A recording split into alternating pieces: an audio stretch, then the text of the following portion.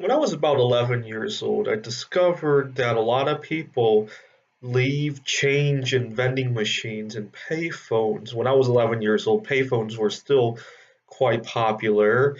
And I would discover that people often forget their change in the vending machines and the payphones. And every time I would pass a vending machine, especially if there were a row of vending machines, I would always check each one to see if there was a few cents. And when nobody was looking, I actually crawled underneath the vending machine to look for change. And back then, it was not hard to find change, actually. Sometimes on a good day, if there were a row of seven, eight vending machines, I could easily find $1 worth of change. I recently did this also, and I didn't quite find quite as much. There's a lot more crap underneath the vending machine than change.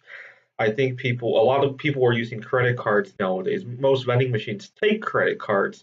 I think there's also more awareness of the dangers of some of these snack foods, and I think it's just not as popular as it was in the 90s. People also probably are more acutely aware of the cost of frequent trips to the vending machine.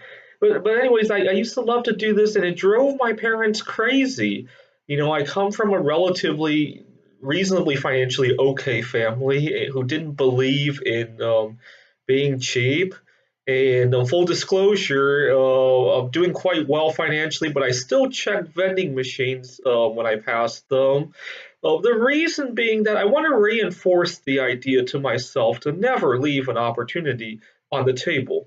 If I walk by a vending machine and I'm not in a hurry, if I'm late to go to a meeting, that's a different story, right? I'll walk right by. But if I'm not in a hurry, I got plenty of time in my hands. If I'm even better example is if I'm at the airport, I gotta wait for my flight anyway, and I pass by a vending machine at the airport. Why not?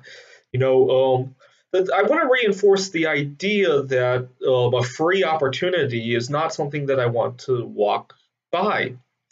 It drives me crazy when people say that they don't want to spend time on something because their time is worth X dollars, and then they waste the time anyway. It's not like they can put time in a savings account to use later, right?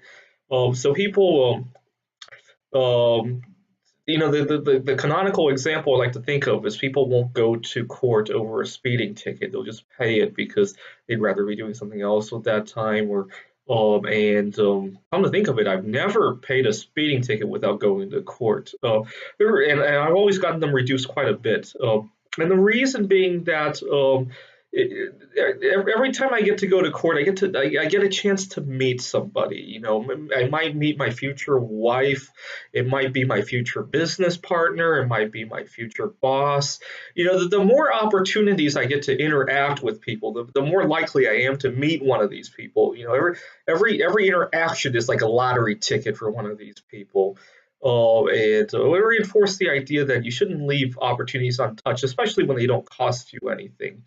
And the average person, it isn't, when people say that they make X dollars an hour and so they can't afford to do this or do that, they're kind of implying that they have monotony in their life, right? They their life is best spent doing one thing and doing that thing only. And most people will not be very productive at their job if they do that, right? Sometimes like I said, going to court to fight a speeding ticket, that might be the break you need to be creative at your job. Or checking the vending machines might be the little bit of stimulation that you need for that day. And people sometimes overlook that. They want to be monotonous almost of the way they talk about some of these things. Thanks for watching.